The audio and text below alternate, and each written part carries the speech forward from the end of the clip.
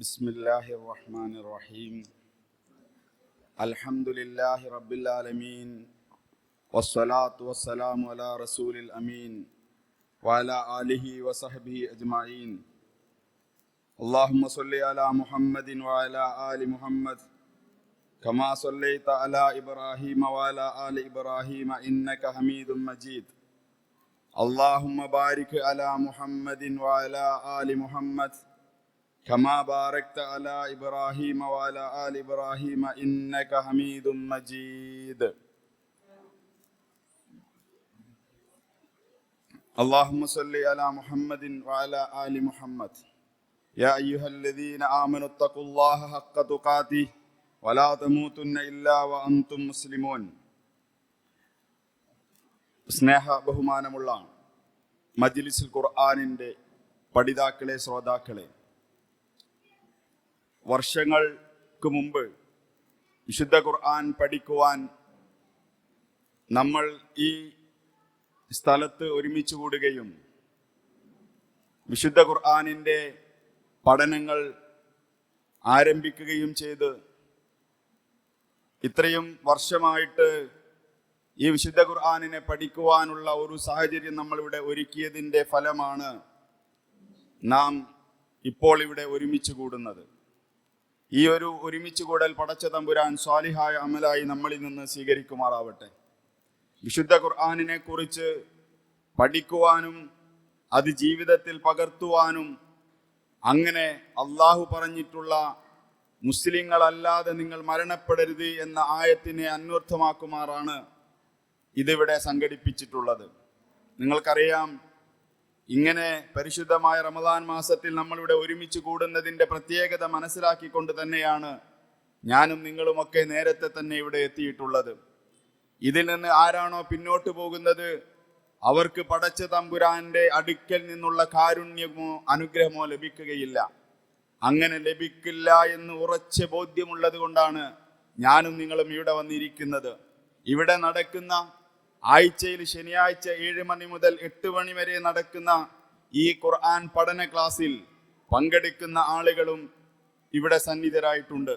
അവരൊക്കെയും മനസ്സിലാക്കിയിട്ടുള്ളതും ഈ വിശുദ്ധ ഖുർആനിനെ പഠിച്ച് നമ്മുടെ ജീവിതത്തിൽ അത് പ്രാവർത്തികമാക്കണം എന്നുള്ളത് കൊണ്ടാണ്. സഹോദരങ്ങളെ, ആ ഒരു കാര്യം ഈ റമദാൻ കഴിഞ്ഞാലും ഇവിടെ നടന്നുകൊണ്ടിരിക്കും. നമ്മളൊക്കെ ഈ വിശുദ്ധ ഖുർആനിനെ സ്നേഹിച്ചുകൊണ്ട് ഈ മാസത്തിൽ ഇവിടെ വന്നിട്ടുണ്ട് എങ്കിൽ ഈ പരിശുദ്ധമായ റമദാൻ മാസം കഴിഞ്ഞാലും ഈ വേദപുസ്തകത്തെ ഈ വിശുദ്ധ ഖുർആനിനെ നമ്മൾ അറിയാൻ ശ്രമിക്കണം എന്ന് ഓർമ്മപ്പെടുത്തുകയാണ്. ശനിയാഴ്ചകളിൽ രാവിലെ 7 മണി മുതൽ 8:30 മണി വരെ നടക്കുന്ന ഈ വിജ്ഞാന സദസ്സിലേക്ക് നിങ്ങൾ എല്ലാവരും തുടർന്നും ഉണ്ടാകണമെന്ന് ഓർമ്മപ്പെടുത്തുകയാണ്. അതോടൊപ്പം നമ്മളൊക്കെ സന്തോഷിക്കുന്ന ആളുകളാണ്. എന്തിനാണ് സന്തോഷിക്കുന്നത്? വിശുദ്ധ ഖുർആൻ ഇറങ്ങിയത് കൊണ്ട് മാത്രമല്ല നമ്മൾ സന്തോഷിക്കുന്നത്. നമ്മളൊക്കെ സന്തോഷിക്കുന്നത് പരിശുദ്ധമായ റമദാൻ മാസം കടന്നു വരുന്നതിന്റെ മുമ്പ് തന്നെ അള്ളാഹുവേ, ഈ പരിശുദ്ധമായ റമദാൻ മാസത്തിലേക്ക് ഞങ്ങളെ നീ എത്തിക്കണമേ എന്ന് മനമുരുകി പ്രാർത്ഥിച്ചിട്ടുണ്ട് നമ്മൾ ഓരോരുത്തരും. എന്തായിരുന്നു അതിന്റെ പിൻബലം? നമ്മൾക്കങ്ങനെ പ്രാർത്ഥിക്കുവാനുള്ള ഒരു മനസ്സുണ്ടാക്കി തന്നത് എന്താണ്? ആലോചിച്ച് നോക്കിയിട്ടുണ്ടോ? 11 മാസക്കാലത്തിലപ്പുറം ഈ ഒരു മാസത്തിന്, റമദാൻ മാസത്തിനുള്ള പ്രത്യേകത നമ്മൾക്കറിയാം. ഒരുപാട് പ്രത്യേകതകൾ അല്ലാഹു സുബ്ഹാനഹു വ തആല പ്രവാചകനിലൂടെ നമ്മൾക്ക് പഠിപ്പിച്ചു തന്നിട്ടുണ്ട്. എന്നാൽ രണ്ട് കാര്യം നിങ്ങളുടെ ശ്രദ്ധയിൽപ്പെടുത്തുകയാണ്. ഈ പരിശുദ്ധമായ റമദാൻ മാസത്തിലാണ് വിശുദ്ധ ഖുർആൻ ഇറങ്ങിയത് എന്നതാണ് ഏറ്റവും പ്രധാനപ്പെട്ടത്. ഇവിടെ റമദാൻ മാസം നേരത്തെയുണ്ട്. ആ റമദാൻ മാസത്തിലേക്കാണ് പരിശുദ്ധമായ ഖുർആൻ ഇറങ്ങിയിട്ടുള്ളത്. അതൊന്നാമത്തെ കാര്യം. അതോടൊപ്പം തന്നെ ഈ പരിശുദ്ധ റമദാൻ മാസത്തിലാണ് നോമ്പ് നിർബന്ധമാക്കിയത് എന്നതും ഈ മാസത്തിന്റെ പ്രത്യേകതയാ. ഈ 2 കാര്യങ്ങളുടെ നിങ്ങളെ ശ്രദ്ധയിൽപ്പെടുത്തുമ്പോൾ സഹോദരങ്ങളെ, നമ്മൾ ഇവിടെ വന്നിരിക്കുന്നത് നോമ്പ് നോറ്റുകൊണ്ടാണ്. ഇതേത് മാസമാണ്? റമദാൻ മാസമാണ്. അതേപോലെ തന്നെ നമ്മൾ ആത്മബന്ധം പുലർത്തുന്നത് ഏതുകൊണ്ടാണ്? വിശുദ്ധ ഖുർആൻ കൊണ്ടാണ്. അതും ഈ റമദാൻ മാസമാണ് ഇറങ്ങിയിട്ടുള്ളത്. ഇങ്ങനെ ഈ മാസത്തിലെ ഏറ്റവും പ്രത്യേകമായ 2 കാര്യങ്ങൾ നമ്മുടെ മനസ്സിൽ പോയി ഉണ്ടായിരിക്കണം. എന്നിട്ട് അള്ളാഹു പറയുന്നത് അതിന്റെ അവസാനത്തിൽ, ആയത്തിന്റെ അവസാനത്തിൽ പറയുന്നില്ല ലഅല്ലക്കും തത്തഖൂൻ എന്നാണ്. നിങ്ങൾ സൂക്ഷ്മത പാലിക്കാൻ, നിങ്ങൾ അള്ളാഹുവിന്റെ നിയമങ്ങളും നിർദ്ദേശങ്ങളും ജീവിതത്തിൽ പാലിക്കാനാണ് ഇങ്ങനെ വിശുദ്ധ ഖുർആൻ ഇറക്കിയതും അതേപോലെ തന്നെ നോമ്പ് നിർബന്ധമാക്കിയതും ഒക്കെ ഇത് നമ്മുടെ ജീവിതത്തിലുണ്ടോ എന്ന് പരിശോധിക്കാനുള്ള സമയമാണ്. ഇവിടെ വന്നിരുന്ന് നമ്മൾ തിരിച്ചു പോകുമ്പോൾ നമ്മുടെ മനസ്സിലേക്ക് എന്തും കൊണ്ടാണോ നമ്മൾ ഇവിടേക്ക് വന്നത് അതിനെ നമുക്ക് പൂർണ്ണമായ അർത്ഥത്തിൽ ഉൾക്കൊള്ളാൻ സാധിച്ചിട്ടുണ്ടോ എന്ന് പരിശോധിക്കേണ്ടതുണ്ട്. അല്ലാതെ നമ്മളിവിടെ ആളുകളെല്ലാം ഒരുമിച്ച് കൂടുമ്പോൾ ഞാനും ഇവിടെ ഒരുമിച്ച് കൂടുന്നു എന്ന രീതിയിലല്ല നമ്മളിവിടെ ഇരുന്ന് പിരിഞ്ഞു പോകേണ്ടത് എന്ന് സൂചിപ്പിക്കുകയാ. സഹോദരങ്ങളെ, ആലോചിച്ച് നോക്കൂ. വിശുദ്ധ ഖുർആൻ നമ്മോട് പറയുന്നുണ്ട്, അല്ലെങ്കിൽ അല്ലാഹു സുബ്ഹാനഹു വ തആല നമ്മെ ഓർമ്മപ്പെടുത്തുന്ന ഒരു സംഗതിയുണ്ട്. അത് വിശ്വാസികൾ മാത്രം വിളിച്ചുകൊണ്ടല്ല പറയുന്നത്. യാ അയ്യുഹന്നാസ്, ജനങ്ങളെ എന്ന് വിളിച്ചുകൊണ്ട് പറയുന്നു. ഇപ്പോൾ നമ്മൾ കേട്ടിട്ടുള്ള ആ വിശുദ്ധ ഖുർആനിലേക്കുള്ള വിളിയാളം അള്ളാഹു പ്രഖ്യാപിക്കുന്നത് യാ അയ്യുഹന്നാസ്, ജനങ്ങളെ, ഖദ് ജാഅതുകും മൗഇദത്തും മിൻ റബ്ബികും, നിങ്ങളുടെ രക്ഷിതാവിങ്കിൽ നിന്നുള്ള ഒരു ഉപദേശം ഇതാ നിങ്ങൾക്ക് വന്നെത്തിയിരിക്കുന്നു എന്നാണ്. എന്താണ് മൗഇദത്ത് എന്ന് പറഞ്ഞാൽ? ഉപദേശം എന്ന് പറഞ്ഞാൽ നമ്മളെയൊക്കെ നന്നാക്കുന്ന ഒരു വർത്തമാനമാണത്. അതാണ് ഈ വിശുദ്ധ ഖുർആൻ എന്നാണ് അള്ളാഹു പറയുന്നത്. അത് ശിഫാ വ ശിഫാഉൻ ലിമാ ഫിസ് സുദൂർ, അത് ഹൃദയങ്ങളുടെ രോഗങ്ങൾക്കുള്ള ശമനമാണ്. ഈ വിശുദ്ധ ഖുർആൻ ഹൃദയങ്ങളുടെ രോഗങ്ങൾക്കുള്ള ശമനമാണ്. വഹുദൻ, അതൊരു സന്മാർഗമാണ്. ആരാണോ ഇതിനെ പിൻപറ്റുന്നത്, ആരാണോ ഇതിനെ ജീവിതത്തിൽ പകർത്തുന്നത്, അവർക്കൊരു മാർഗം കാണിച്ചു കൊടുക്കുന്നു. വറഹ്മതൻ, അതോടൊപ്പം തന്നെ ഇത് അള്ളാഹുവിന്റെ കാരുണ്യമാണ്. ലിൽ മുഅ്മിനീന, വിശ്വാസികൾക്ക്, അള്ളാഹുൽ ദൃഢമായി വിശ്വസിച്ച ആളുകൾക്ക് ഇതൊരു കാരുണ്യമാണ്. അതേപോലെ തന്നെ ഇതൊരു സന്മാർഗമാണ്. അത് മാത്രമല്ല, ഇത് നമ്മുടെ മനസ്സിലുള്ള രോഗങ്ങൾക്കുള്ള ശിഫയാണ്, പരിഹാരമാണ് എന്ന് പറയുന്നു. അങ്ങനത്തെ ഒരു ഉപദേശമാണ് ഈ വിശുദ്ധ ഖുർആൻ എന്ന്. സഹോദരങ്ങളെ, നമ്മൾ ആലോചിച്ച് നോക്കൂ. നമ്മുടെ ജീവിതത്തിൽ ഒരു രോഗം വന്നാൽ നമ്മൾ സമാധാനവും അതിനിൽ നിന്ന് റിക്കവറി ആകുവാനും നമ്മൾ ആഗ്രഹിക്കുകയില്ലേ? അത് നമ്മുടെ മനസ്സിനുള്ള സമാധാനമാണ്. എന്നാൽ വിശുദ്ധ ഖുർആൻ ഇറങ്ങി എന്നത് നമ്മളെയൊക്കെ സന്തോഷിപ്പിക്കേണ്ട ഒരു സംഗതിയാ. നമ്മൾ എന്തെല്ലാം കാര്യത്തിന് സന്തോഷിക്കുന്നുണ്ട്. നമുക്കൊരു കുഞ്ഞ് ലഭിച്ചാൽ, നമുക്കൊരു കുട്ടി ഉണ്ടായാൽ, നമുക്കൊരു ജോലി ലഭിച്ചാൽ, നമ്മൾ ആഗ്രഹിച്ച എല്ലാ കാര്യങ്ങളും നടന്നാൽ നമ്മൾ മനസ്സുകൊണ്ട് സന്തോഷിക്കും.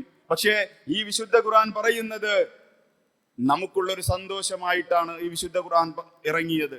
അത് തൊട്ടടുത്ത ആയത്തിൽ അള്ളാഹു പറയുന്നു കുൽ, അതുകൊണ്ട് നബിയെ, പടച്ച തമ്പുരാൻ പറഞ്ഞു, ഇത് ഹൃദയങ്ങളുടെ രോഗങ്ങൾക്കുള്ള ശമനമാണ് ഈ വിശുദ്ധ ഖുർആൻ. ആരാണോ ഖുർആൻ ഓതുന്നത് അവന്റെ രോഗം മാറുകയില്ല. ആരാണോ ഖുർആൻ പാരായണം ചെയ്യുന്നത് അവന്റെ മനസ്സിലുള്ള രോഗം മാറുകയില്ല. പിന്നെ എന്ത് വേണം? ഈ വിശുദ്ധ ഖുർആനിൽ ആ ആയത്തിൽ എന്താണോ പറഞ്ഞിട്ടുള്ളത് അത് മനസ്സിൽ പതിയണം, അത് പഠിക്കണം. എന്നാലേ നമ്മുടെ രോഗം മാറൂ. ആളുകളൊക്കെ ഇപ്പോ രോഗം മാറാൻ വേണ്ടി ഇത് മന്ത്രിച്ചൂതുന്ന ഒരു ഏർപ്പാടുണ്ട്. നോക്കൂ, നിങ്ങൾ ഖുർആൻ പറഞ്ഞത് ലിമാ ഫിസ് സുദൂർ, നിങ്ങളുടെ ഹൃദയത്തിലുള്ള രോഗങ്ങൾക്കുള്ള ശമനമാണ്. നമ്മുടെ ഹൃദയത്തിന്റെ രോഗം എന്താണ്?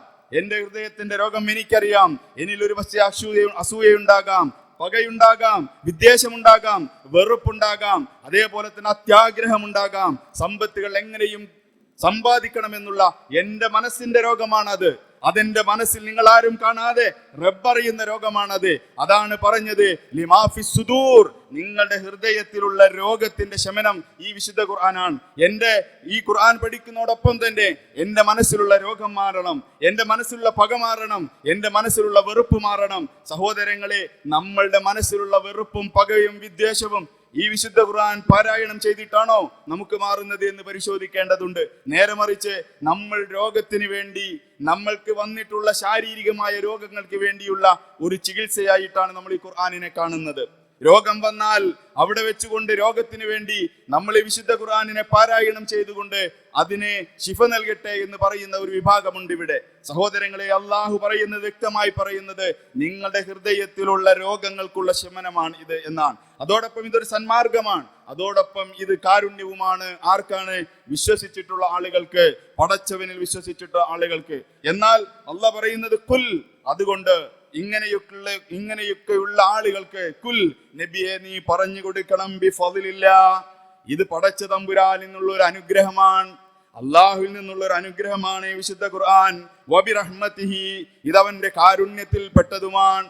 അള്ളാഹു ഈ ഖുർആൻ നമുക്ക് ഇറക്കിയത് അള്ളാഹുവിന്റെ അനുഗ്രഹവും അതേപോലെ തന്നെ അള്ളാഹു നമ്മളെ ശ്രേഷ്ഠമാക്കി എന്നതിനും തെളിവാണ്. അള്ളാഹു പറയുന്നു ഫബിദാലിക, അതുകൊണ്ട് നിങ്ങളെ ഫൽയഫ്രഹു, നിങ്ങൾ സന്തോഷിച്ചു കൊള്ളുക. എന്തിനാ സന്തോഷിക്കേണ്ടത്? ഈ വിശുദ്ധ ഖുർആൻ നമുക്ക് ഇറക്കി തന്നു എന്നതുകൊണ്ട് നിങ്ങൾ സന്തോഷിച്ചോളൂ. എന്താണ് ഇതിനുള്ള കാരണം? നമ്മുടെ മനസ്സിലുള്ള നമ്മുടെ എല്ലാ തരത്തിലുള്ള പ്രയാസങ്ങളെയും അകറ്റിക്കളയുന്ന, അത് പഠിച്ചു കഴിഞ്ഞാൽ എല്ലാ പ്രയാസങ്ങളും എല്ലാ ബുദ്ധിമുട്ടുകളും മനസ്സിലുള്ള ഹൃദയത്തിലുള്ള മുഴുവൻ രോഗങ്ങളെയും അത് മാറ്റിക്കളയുന്നു, അതില്ലാതാക്കുന്നു, മനുഷ്യനാക്കുന്നു, യഥാർത്ഥമായ മനുഷ്യനാക്കുന്നു. അതുകൊണ്ട് ഫൽയഫ്റഹു, നിങ്ങൾ സന്തോഷിച്ചു കൊള്ളുക. ഈ ഖുർആൻ ഇറങ്ങിയത്, ഈ ഖുർആന്റെ ഒരു അനുയായിയാണ് ഞാൻ എന്നതുകൊണ്ട് നിങ്ങൾ സന്തോഷിച്ചു കൊള്ളുക. ഹുവ ഖൈറും മിമ്മാ യജ്മഊൻ, അത് നിങ്ങൾ ഈ ദുനിയാവിൽ സമ്പാദിച്ചു കൂട്ടുന്ന മുഴുവൻ സാധനത്തിനേക്കാളും വിലപ്പെട്ടതാണ്. ഏറ്റവും നല്ലത് നിങ്ങൾ ഈ വിശുദ്ധ ഖുർആനിനെ സ്വീകരിക്കലാണ്. അത് നിങ്ങളുടെ മക്കളെക്കാൾ, അത് നിങ്ങളുടെ ധനത്തേക്കാൾ, അത് നിങ്ങളുടെ മറ്റു വിഭവങ്ങളെക്കാൾ എല്ലാം നിങ്ങൾക്ക് ഉത്തമമാണ്. ഈ വിശുദ്ധ ഖുർആനിനെ പഠിക്കുകയും അത് ജീവിതത്തിൽ പകർത്തുകയും ചെയ്യുക എന്നുള്ളത്. വിശുദ്ധ ഖുർആനിനെ അറിയാൻ നമുക്ക് ഈ ഒരൊറ്റ ആയത്ത് മതി. ഈ രണ്ടായത്തുകൾ ചേർത്ത് വെച്ച് പഠിച്ചാൽ നമ്മൾക്ക് ഈ വിശുദ്ധ ഖുർആനിന്റെ സ്ഥാനം മനസ്സിലാകും. നോക്കൂ നിങ്ങൾ, പരിശുദ്ധമായ റമദാൻ മാസത്തിലെ ഖുർആൻ ഇറങ്ങിയിട്ട് നമ്മളിൽ നിന്ന് ഇന്ന് എണ്ണമറ്റ ദിനങ്ങൾ കഴിഞ്ഞുപോയി. റമദാനിന്റെ പുണ്യമായ രാവുകൾ കഴിഞ്ഞുപോയില്ലേ, ദിനങ്ങൾ കഴിഞ്ഞുപോയില്ലേ? ഈ വിശുദ്ധ ഖുർആനിനെ ഒന്നെടുത്ത് പാരായണം ചെയ്യാനല്ലാതെ അതൊന്ന് പഠിക്കാൻ നമുക്ക് സാധിച്ചിട്ടുണ്ടോ? മുൻകാല സലഫുകളായ ആയിട്ടുള്ള ആളുകൾ, മുൻകാല പണ്ഡിതന്മാർ, തഖ്വയുള്ള ആളുകളെല്ലാം ഈ വിശുദ്ധ ഖുർആൻ റമദാൻ വരുന്നതിന്റെ മുമ്പ് തന്നെ ഈ വിശുദ്ധ ഖുർആൻ പഠിക്കുവാനും അത് പാരായണം ചെയ്യുവാനും അത് ജീവിതത്തിൽ പകർത്തുവാനും അവർ സന്നദ്ധരായിരുന്നു. അതുകൊണ്ടാണ് അവർ 6 മാസം മുമ്പ്, റമദാൻ തുടങ്ങുന്നതിന്റെ 6 മാസം മുമ്പ് അവർ അള്ളാഹുവോട് പ്രാർത്ഥിക്കുമായിരുന്നു, അള്ളാഹുവേ, ഈ പരിശുദ്ധമായ റമദാൻ മാസത്തിൽ ഞങ്ങളെ നീ എത്തിക്കണമേ എന്ന് അവർ നിരന്തരം പ്രാർത്ഥിച്ചത്. ഈ പുണ്യമായ മാസത്തിലേക്ക് പ്രവേശിച്ച്, ഈ റമദാനിന്റെ മാസത്തിൽ പ്രവേശിച്ച് ഈ വിശുദ്ധ ഖുർആനിനെ പഠിക്കുവാനും അത് ജീവിതത്തിൽ പകർത്തുവാനും ഞങ്ങളെ നീ എത്തിക്കണമേ എന്ന് പ്രാർത്ഥിച്ചവരവർ. നമുക്ക് സാധിച്ചിട്ടുണ്ടോ? നമ്മൾ ഇതെല്ലാം വൃത്തിയാക്കി, നമ്മൾ റമദാൻ വരുന്നതിന്റെ മുമ്പ് തന്നെ നമ്മൾ വൃത്തിയാക്കുന്നത് നമ്മുടെ ഭൗതികമായ സാഹചര്യങ്ങളാണെങ്കിൽ 6 മാസങ്ങൾക്ക് മുമ്പ് സലഫുകളായ ആളുകൾ 6 മാസങ്ങൾക്ക് മുമ്പ് അവർ പ്രാർത്ഥിച്ചത്, അല്ലാഹുവേ, ഈ വിശുദ്ധ ഖുർആൻ പാരായണം ചെയ്യുവാനും പഠിക്കുവാനും ഞങ്ങളെ നീ റമദാൻ എന്ന പുണ്യമായ മാസത്തിലേക്ക് എത്തിക്കണേ എന്നാണ്. അത് കഴിഞ്ഞിട്ട് റമദാൻ നമ്മോട് വിട പറയുന്ന സമയത്ത് അവർ വീണ്ടും പ്രാർത്ഥിക്കുകയാണ്. മുൻഗാമികളായ സലഫുകൾ പ്രാർത്ഥിക്കുന്നു, റബ്ബേ, ഞങ്ങളിൽ നിന്നിതായി പരിശുദ്ധമായ റമദാൻ മാസം വിട പറഞ്ഞു പോകുകയാണ്. അങ്ങനെ അതിന്റെ പൂർണ്ണമായ, അതിലേറ്റവും നല്ല രീതിയിൽ ഇതിനെ ഉപയോഗപ്പെടുത്തിയുടെ കൂട്ടത്തിൽ ഞങ്ങളെ നീ ഉൾപ്പെടുത്തണമേ എന്നവർ പ്രാർത്ഥിക്കുന്നു. ആ പ്രാർത്ഥന 6 മാസം വരെ അവർ തുടർന്നു കൊണ്ടിരിക്കുന്നു. നോക്കൂ സഹോദരങ്ങളെ, ഈ വിശുദ്ധ ഖുർആൻ ഇറങ്ങിയ ഒറ്റ കാരണം കൊണ്ട് ഈ റമദാനിലേക്ക് എന്നെ എത്തിക്കണേ എന്ന് പ്രാർത്ഥിക്കുന്നവർ, അത് കഴിഞ്ഞ് റമദാൻ കഴിഞ്ഞാൽ ഈ റമദാൻ മാസത്തിൽ ചെയ്തിട്ടുള്ള സൽക്കർമ്മങ്ങൾ സ്വീകരിക്കണേ എന്ന് നിരന്തരം 6 മാസത്തോളം പ്രാർത്ഥിച്ചു കൊണ്ടിരിക്കുന്ന ആളുകൾ. അപ്പൊ നോക്കൂ നിങ്ങൾ, തുടങ്ങുന്നതിന്റെ 6 മാസം മുമ്പ് പ്രാർത്ഥന, അത് കഴിഞ്ഞ് റമദാൻ കഴിഞ്ഞ് വീണ്ടും 6 മാസം പ്രാർത്ഥന, അങ്ങനെ ഒരു വർഷക്കാലം നീണ്ടു നിൽക്കുന്ന ഈ വിശുദ്ധ ഖുർആൻ, ഈ വിശുദ്ധ മാസത്തെ സ്വീകരിക്കാൻ അവർ പ്രാർത്ഥിച്ചു കൊണ്ടിരിക്കുകയാണ്. നമ്മുടെ പ്രാർത്ഥന എന്ന വിഷയം ബഹുമാനനായ പണ്ഡിതൻ ഇവിടെ അവതരിപ്പിക്കാൻ പോകുന്നുണ്ട്. അതാണ് ഇതിന്റെ പ്രത്യേകത. ഈ പ്രാർത്ഥനയുടെ ഫലം സഹോദരങ്ങളെ നമ്മൾ അനുഭവിക്കാത്തവർ ആരും ഉണ്ടാകില്ല. നമ്മുടെ ജീവിതത്തിൽ പ്രാർത്ഥനയുടെ ഫലം അനുഭവിക്കാത്തവർ വളരെ ചുരുക്കമായിരിക്കും. പക്ഷേ അവരതിന്റെ ഗൗരവത്തോടുകൂടി കണ്ടിട്ടില്ല. ചോദിച്ചു വാങ്ങുവാനുള്ള അവസരങ്ങൾ നമ്മൾ ഉപയോഗപ്പെടുത്തുന്നില്ല. അള്ളാഹു പറഞ്ഞിട്ടുള്ളത് അന്ത്യയാമങ്ങളിൽ ഏറ്റവും കൂടുതൽ അടുത്ത് നമ്മളോക്ക് ഇറങ്ങി വരുന്ന സമയമാണ്. അതാണ് നമ്മൾ തഹജ്ജുദിന്റെ സമയം എന്നൊക്കെ പറയുന്നത്. ആ സമയത്ത് പോലും നമ്മൾ റബ്ബിനോട് ചോദിക്കാൻ, അള്ളാഹുവിനോട് ചോദിക്കാൻ നമ്മൾക്ക് സാധിക്കുന്നില്ല. അത് പ്രാർത്ഥന നമ്മളിൽ നിന്ന് മാറി നിൽക്കുന്നു എന്നതാണ്. പ്രാർത്ഥനയ്ക്ക് പകരം വേറെ ആരെങ്കിലും പ്രാർത്ഥിച്ചാൽ മതി എന്നൊരു ചിന്ത, അങ്ങനെ ഒരു ചിന്ത നമ്മുടെ മനസ്സിലേക്ക് കടന്നു വന്നിട്ടുണ്ട്. ആർക്കും വേണ്ടി നമുക്ക് പ്രാർത്ഥിക്കാം, പക്ഷേ നമ്മളുടെ കാര്യങ്ങൾ നമ്മൾ തന്നെ റബ്ബിലേക്ക് സമർപ്പിക്കണം. അതാണ് ഈ വിശുദ്ധ ഖുർആൻ കൊണ്ട് നമ്മൾ പഠിക്കേണ്ട പാഠം. അങ്ങനെ നമ്മുടെ ജീവിതത്തില് നമ്മൾ ഈ വിശുദ്ധ ഖുർആനിനെ ഏറ്റെടുത്ത് മുന്നോട്ട് പോയാൽ ഏറ്റവും നല്ല രീതിയിൽ നമുക്ക് അള്ളാഹുവിനെ കണ്ടുമുട്ടാൻ സാധിക്കും. നോക്കൂ നിങ്ങൾ സഹോദരങ്ങളെ, നമ്മുടെ ഈ ജീവിതം ഇത് വളരെ പ്രധാനപ്പെട്ട നിമിഷങ്ങളല്ലേ? കടന്നു പോകുന്നതും ഏറ്റവും സുന്ദരമായ അള്ളാഹുവിന്റെ മലായികത്തുകൾ, ഇന്നൽ മലായികത തസ്തഗ്ഫിറു അള്ളാഹുവിന്റെ മലായിക്കത്തുകൾ നമുക്ക് വേണ്ടി ഇസ്തിഗ്ഫാർ നടത്തുന്നുണ്ട്. ഫീ കുല്ലി ലൈലത്തിൻ വനഹാരിൻ, എല്ലാ രാത്രിയിലും എല്ലാ പകലിലും. ഏത് മാസമാണത്? ഈ പരിശുദ്ധമായ റമദാൻ മാസത്തില് രാത്രിയിലും പകലിലും പടച്ച തമ്പുരാന്റെ മലായിക്കത്തുകൾ നമുക്ക് വേണ്ടി ഇസ്തിഗ്ഫാർ നടത്തുന്നു. ആ ഇസ്തിഗ്ഫാർ എന്തുകൊണ്ടാണ് നമുക്ക് ലഭിക്കുന്നത്? പരിശുദ്ധമായ ഖുർആൻ നമ്മോട് ചേർത്ത് വെച്ചത് കൊണ്ടാണ്. അത് പാരായണം ചെയ്യുമ്പോൾ അതിൽ പഠിക്കുന്ന സദസ്സുകളിൽ ഇതുപോലെയുള്ള സന്ദർഭങ്ങളിൽ എല്ലാ മലായിക്കത്തുകൾ നമുക്ക് ആ കാരുണ്യത്തിന്റെ ചിറകുകൾ വിരിച്ചുകൊണ്ടിരിക്കുകയാണ്. ഇത് നമ്മുടെ ജീവിതത്തിൽ ആസ്വദിക്കുവാനുള്ള ഒരു സുന്ദര നിമിഷമാണ് റമദാൻ എന്ന് പറയുന്നത്. അത് നമ്മുടെ ജീവിതത്തിൽ നമ്മൾ സ്വയന്തമാക്കുമ്പോഴാണ് നമ്മൾ ഇതിനെ പൂർണ്ണമായും അംഗീകരിച്ച ആളുകളുടെ കൂട്ടത്തിൽ ഉൾപ്പെടുക. സഹോദരങ്ങളെ, ആലോചിച്ചു നോക്കൂ, നമ്മുടെ യുവത്വം എങ്ങോട്ടാ പോകുന്നത്? വിശുദ്ധ ഖുർആൻ പഠിക്കാത്ത ഒരു തലമുറ വളർന്നു വരുന്നു. ഈ റമദാനിനെ സ്നേഹിക്കാത്ത ഒരു തലമുറ വളർന്നു വരുന്നു. അള്ളാഹുവിന്റെ റസൂല് പറഞ്ഞത്, ഈ റമദാനിനെ ആരെങ്കിലും ഏറ്റവും നല്ല രീതിയിൽ സ്നേഹിക്കുന്നുണ്ടെങ്കിൽ, പരിഗണിക്കുന്നുണ്ടെങ്കിൽ അവരെന്നും നന്മയുടെ ഭാഗത്തായിരിക്കുമെന്നാണ്.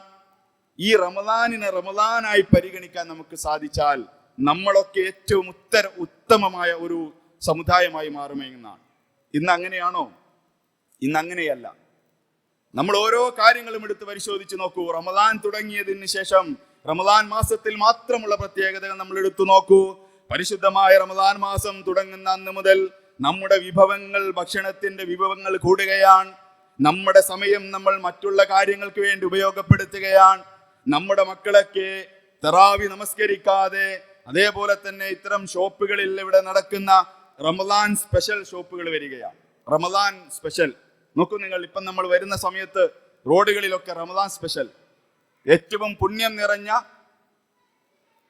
മഗ്രിബ് മുതലുള്ള അന്ത്യസമയം വരെ ഉള്ള ആ സമയത്ത് നമ്മുടെ മക്കളൊക്കെ ഇപ്പൊ റോഡുകളിലും ഇതേപോലെ ഇത്തരം കേന്ദ്രങ്ങളിലുമാണ്. പുതിയ പുതിയ റമദാൻ സ്പെഷ്യൽ സംഭവങ്ങൾ വരുന്നു. എല്ലാ അങ്ങാടികളിലും ഇത് വളർന്നു വരുന്നു. സഹോദരങ്ങളെ, നമ്മുടെ മക്കൾ അവിടെ പോകുന്നു. എന്നിട്ടോ എന്താണ് ചെയ്യുന്നത്? റമദാൻ മാസത്തിൽ ഏറ്റവും കുറച്ച് ഭക്ഷണം കഴിക്കണം എന്ന് പറഞ്ഞ പ്രവാചകൻ, പഠിപ്പിച്ച പ്രവാചകൻ, ആ പ്രവാചകൻ അനുയായികൾ എന്ന് പറഞ്ഞ് നമ്മൾ വീട്ടിൽ നിന്നോ മറ്റു പല സ്ഥലങ്ങളിൽ നിന്നോ നമ്മൾ എത്ര ഐറ്റമാണ് ഭക്ഷണം കഴിക്കുന്നത്? എത്ര തരം കൂട്ടാനികളാണ്, കറികളാണ്, എത്ര തരം പത്തിരികളാണ്, ഏതെല്ലാം പേരിലാണ് നമ്മൾ കഴിക്കുന്നത് ഒരു നോമ്പ് തുറക്കാൻ വേണ്ടി. എന്നിട്ട് അത് കഴിഞ്ഞിട്ടാണ് നമ്മുടെ മക്കള് ഇതേപോലെയുള്ള കേന്ദ്രങ്ങളിലേക്ക് പോകുന്നത്. അവിടെ ചെന്നിട്ട് അള്ളാഹുവിന്റെ റസൂൽ അല്ലെങ്കിൽ ഇസ്ലാം തന്നെ വിലക്കിയിട്ടുള്ള, അത് മാത്രമല്ല ശാസ്ത്രം പോലും വിലക്കിയിട്ടുള്ള, ശരീരത്തിന് ഹാനികരമാകുന്ന കളറുകൾ ചേർത്തിട്ടുള്ള ഭക്ഷണം കഴിക്കുന്നു. നമ്മള് നോമ്പ് തുറക്കുന്ന സമയത്ത് നല്ലോണം ഭക്ഷണം കഴിച്ചാൽ നമ്മുടെ ശരീരത്തിന് അത് പ്രയാസമാണ്, ദഹിക്കുവാനുള്ള പ്രയാസമുണ്ട്. അത് നമ്മൾ ജീവിതത്തിൽ പാലിക്കുന്നില്ല. അത് കഴിഞ്ഞ് നമ്മൾ ഇത്തരം കളറ് ചേർത്തിട്ടുള്ള സോഡ കുടിക്കാൻ പോകുന്നു, മെക്സിക്കൻ സോഡ കുടിക്കാൻ പോകുന്നു, ഫുൾ ജാർ സോഡ അടിക്കാൻ പോകുന്നു. ഇതൊക്കെ ഇതിന്റെ പുറമെയാ. ഒരു 1-2 മണിക്കൂറിന്റെ ഉള്ളിൽ നമ്മൾ നിറച്ച നമ്മുടെ പാത്രങ്ങൾ, അള്ളാഹുവിന്റെ റസൂല് പറഞ്ഞു, ഭൂമിയിൽ ഒരു മനുഷ്യൻ നിറക്കുന്നത് ഏറ്റവും മോശമായ പാത്രം അവന്റെ വയറാണ്. അള്ളാഹുവിന്റെ റസൂല് പറയാണ്, ഭൂമിയിൽ നിങ്ങൾ നിറക്കുന്ന പാത്രത്തിൽ വെച്ച് ഏറ്റവും മോശമായത് നിങ്ങളെ വയറാണ്. നിങ്ങളെ വയറില് നിങ്ങൾ നിറച്ചുകൊണ്ടിരിക്കുന്ന ഭക്ഷണങ്ങൾ ഉണ്ടല്ലോ, അത് നമുക്ക് ഏറ്റവും ഹാനികരമാണ് ശരീരത്തിന് എന്ന് പ്രവാചകൻ പഠിപ്പിച്ചു. നോക്കൂ നിങ്ങൾ, പ്രവാചകന്റെ ഭക്ഷണശീലം എങ്ങനെയാ? 3 ഭാഗമായിരുന്നു പ്രവാചകന്റെ ഭക്ഷണത്തിന്റെ രീതി. ഒന്നാമത്തേത് ഭക്ഷണമാണ്, രണ്ടാമത്തെ പാട്ട് വെള്ളമാണ്, മൂന്നാമത്തേത് കാലിയാണ്.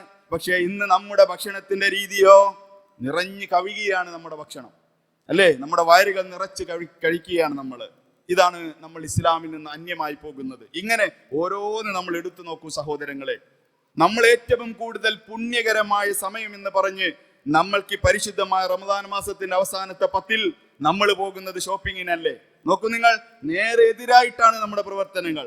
ഏറ്റവും കുറച്ച് ഭക്ഷണം കഴിക്കേണ്ട കാലം, ഏറ്റവും കുറച്ച് സമയം പുറത്ത് ചിലവഴിക്കേണ്ട, അങ്ങാടികളിലോ അല്ലെങ്കിൽ മറ്റു സ്ഥലത്തോ ചിലവഴിക്കേണ്ട നമ്മൾ ഏറ്റവും കൂടുതൽ സമയം ചിലവഴിക്കുന്നതും ഇത്തരം ഷോപ്പിംഗ് മാളുകളിലൊക്കെയാണ്. ഇതാണ് നമ്മൾ ഇനിയും ഒരുപാട് ഈ ഇസ്ലാമിലേക്ക് കടന്നു വരണം എന്ന് സൂചിപ്പിക്കുന്നത്. ഒരുപാട് കാര്യങ്ങൾ ഇനിയും നമുക്ക് മുന്നോട്ട് കൊണ്ടുപോകേണ്ടതുണ്ട് മതത്തിൽ. അങ്ങനെ നമ്മുടെ ജീവിതത്തിന്റെ ഏത് മേഖലയിലാണ് പ്രയാസങ്ങളും പ്രതിസന്ധികളും ഉള്ളത് എന്ന് നാം മനസ്സിലാക്കണം. അവിടെ ഇടപെടാൻ ഈ വിശുദ്ധ റമദാൻ നമുക്ക് സാധ്യമാകണം. നമ്മുടെ അടുത്ത് പോരായ്മയുണ്ടെങ്കിൽ ആ പോരായ്മ പരിഹരിക്കാനാണ് ഈ വിശുദ്ധ ഖുർആൻ ഉള്ളത്. സഹോദരങ്ങളെ, അങ്ങനെ പരിഹരിക്കാൻ ഈ റമദാൻ വന്നിട്ട് നമുക്ക് സാധിക്കാതെ പോയാൽ തീർച്ചയായിട്ടും ഈ വിശുദ്ധ ഖുർആൻ പഠിക്കുന്നത് കൊണ്ടോ ഈ വിശുദ്ധ ഖുർആന്റെ അനുയായിയാണെന്ന് പറയുന്നത് കൊണ്ടോ നമുക്ക് യാതൊരു കാര്യവും ഉണ്ടാകുകയില്ല. അങ്ങനെ നമ്മുടെ ജീവിതത്തിന്റെ ഏത് അറ്റമുണ്ടെങ്കിലും ആ അറ്റം വരെ ഈ വിശുദ്ധ ഖുർആനിനെ മുറുകെ പിടിച്ചുകൊണ്ട് പോകാനാണ് ഞാനും നിങ്ങൾ ശ്രമിക്കേണ്ടത്. അങ്ങനെ വിശുദ്ധ ഖുർആനിനെ പാരായണം ചെയ്ത് പോകുക. വിശുദ്ധ ഖുർആനിനെ ഏറ്റവും നല്ല ഈണത്തിൽ പാരായണം ചെയ്യണമെന്ന് പ്രവാചകൻ പഠിപ്പിച്ചിട്ടുണ്ട്. അതാണ് നമ്മുടെ ജീവിതത്തിൽ ഉണ്ടാവേണ്ടത്. നമ്മുടെ ജീവിതത്തിൽ ഖുർആനിൽ നിന്ന് പുണ്യം ലഭിക്കണോ? നിങ്ങൾ ഒരു അലിഫ് എന്ന് പറയുന്ന ഒരു ഹർഫ്, ബി എന്ന് പറയുന്ന ഒരു ഹർഫ് നിങ്ങൾ പാരായണം ചെയ്താൽ അതിന് നിങ്ങൾക്ക് 70 ഇരട്ടി കൂലി, ആ 10 ഇരട്ടി കൂലി ലഭിക്കുമെന്ന് പ്രവാചകൻ പറഞ്ഞത് അതിന്റെ തജ്വീദ് അനുസരിച്ചുള്ള നിയമത്തെ അനുസരിച്ച് ഓതിയാലാണ്. പക്ഷെ നമ്മളോ അതിന്റെ തജ്വീദ് പഠിക്കാതെ വിശുദ്ധ ഖുർആനിനെ പാരായണം ചെയ്യുമ്പോൾ അത് നമ്മളിൽ നഷ്ടപ്പെട്ടു പോകുകയാണ്. പിന്നെയുള്ളത് ആ വിശുദ്ധ ഖുർആനിനെ പഠിക്കുവാനും അത് ജീവിതത്തിൽ പകർത്തുവാനും നമ്മുടെ ഭാഗത്തു നിന്ന് ശ്രമമില്ലാതെ പോകുകയും ചെയ്താൽ തീർച്ചയായിട്ടും ഈ വിശുദ്ധ ഖുർആൻ കൊണ്ട് സന്തോഷിക്കുന്ന ആളുകളുടെ കൂട്ടത്തിൽ നമ്മൾ ഉൾപ്പെടുകയില്ല എന്ന് നാം മനസ്സിലാക്കണം. അങ്ങനെ നമ്മൾ ഈ ദുനിയാവിൽ ഒരുമിച്ച് കൂട്ടുന്നതിനേക്കാൾ ഏറ്റവും ഉത്തമമായതാണ് ഈ വിശുദ്ധ ഖുർആൻ എന്നത് നമ്മുടെ ജീവിതത്തിൽ അനുഭവേദ്യമാക്കി നമുക്ക് മുന്നോട്ട് കൊണ്ടുപോകാൻ സാധിക്കണം. നമ്മുടെ ജീവിതത്തിൽ ഇന്ന് പണവും അതേപോലെ മക്കളും മറ്റ് സ്ഥാനമാനങ്ങളും ഒക്കെയാണ് ഏറ്റവും ഉന്നതമായത് എന്ന് നമ്മൾ വിചാരിക്കുകയും അതിനനുസരിച്ച് നമ്മൾ പണിയെടുക്കുകയും ചെയ്യുമ്പോൾ സഹോദരങ്ങളെ ഈ വിശുദ്ധ ഖുർആനെ നമ്മൾ മാറ്റിവെക്കുകയാണ്. അത് പോരാ, ഈ സമൂഹത്തിന് വിജയം ഉണ്ടാകുക ഈ വിശുദ്ധ ഖുർആനിന്റെ അനുയായികളായി ജീവിക്കുമ്പോൾ മാത്രമാണ് എന്ന് ഞാനും നിങ്ങൾ മനസ്സിലാക്കണം. അങ്ങനെ ജീവിതത്തിന്റെ എല്ലാ മേഖലകളിലും ഈ വിശുദ്ധ ഖുർആനിനെ സ്വീകരിക്കുവാനും അത് ഏറ്റെടുക്കുവാനും നമുക്ക് സാധ്യമാകണം. അങ്ങനെ ഓരോ മേഖലകളിലും സഹോദരങ്ങളെ അതിന് വേണ്ട നമുക്ക് ഊർജം നൽകുന്നത് നമ്മുടെ പ്രാർത്ഥനയാണ്. എന്താണ് ആ പ്രാർത്ഥനയുടെ പവർ എന്ന് നമ്മൾക്ക് അറിയണമെങ്കിൽ ഓരോരുത്തരും പരസ്യമായോ അല്ലെങ്കിൽ രഹസ്യമായോ റബ്ബിനോട് ചോദിച്ചിട്ടുണ്ടെങ്കിൽ അത് ലഭിച്ചതിലുള്ള സന്തോഷമാണ്. അതെങ്ങനെയാ നമുക്ക് അനുഭവിക്കാൻ കഴിയുക? നമുക്കറിയാം എനിക്ക് ലഭിച്ചിട്ടുള്ള അനുഗ്രഹം എന്തിന്റെ അടിസ്ഥാനത്തിലാണ് എന്ന് നമുക്ക് പരിശോധിക്കേണ്ടതുണ്ട്. നോക്കൂ നിങ്ങൾ, കഴിഞ്ഞ റമദാനിൽ നമ്മൾ ചോദിച്ചിട്ടുള്ള ഒരു ചോദ്യം, റബ്ബിനോട് നമ്മൾ ചോദിച്ചത് ഈ റമദാനിന്റെ മുമ്പ് എനിക്കത് ഹാസിലായിട്ടുണ്ട്, എനിക്കത് ലഭിച്ചിട്ടുണ്ട് എന്ന് നമ്മളിൽ എത്ര ആൾക്ക് പറയാൻ കഴിയും? കഴിഞ്ഞ റമദാനിൽ ചോദിച്ച ഒരു കാര്യം, ഞാൻ എൻ്റെ റബ്ബിന്റെ മുമ്പിൽ കരഞ്ഞുകൊണ്ട് ചോദിച്ച ഒരു കാര്യം ഈ റമദാനിൽ ആകുമ്പോഴേക്ക് അത് പൂർത്തീകരിച്ചിട്ടുണ്ട് എന്ന് എൻ്റെ മനസ്സോ നമ്മുടെ ഓരോരുത്തരുടെ മനസ്സോ പൂർണ്ണമായും പറയുന്നുണ്ട് എങ്കിൽ നമ്മുടെ പ്രാർത്ഥന റബ്ബ് സ്വീകരിച്ചിട്ടുണ്ട്. ആ കാര്യം പൂർത്തീകരിച്ചിട്ടുണ്ടെങ്കിൽ അത് നമുക്ക് ലഭിച്ചിട്ടുണ്ട് എങ്കിൽ അത് റബ്ബ് നമ്മളെ പരിഗണിക്കുന്നു എന്നതിന്റെ തെളിവാണ്. അത്തരത്തിലുള്ള ഒരു സംഗതി നമ്മുടെ മനസ്സിൽ വെച്ചുകൊണ്ട് ഈ റമദാനിൽ നിങ്ങൾ തുടങ്ങിക്കോളൂ. അടുത്ത റമദാനിന്റെ മുമ്പ് തീർച്ചയായിട്ടും റബ്ബ് അത് പൂർത്തീകരിച്ച് തരിക തന്നെ ചെയ്യും. അതെല്ലാ മേഖലകളിലുമുണ്ട്. നമ്മുടെ മക്കളുടെ കാര്യത്തിലുണ്ട്, നമ്മുടെ സമ്പാദ്യത്തിന്റെ കാര്യത്തിലുണ്ട്.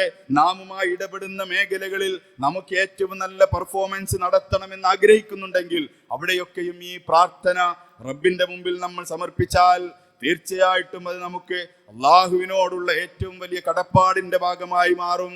പ്രാർത്ഥന കൊണ്ട് സഹോദരങ്ങളെ നേടാൻ കഴിയാത്ത ഒന്നുമില്ല. ആ പ്രാർത്ഥിക്കുവാനുള്ള അതിന് ചില കാര്യങ്ങളുണ്ട്.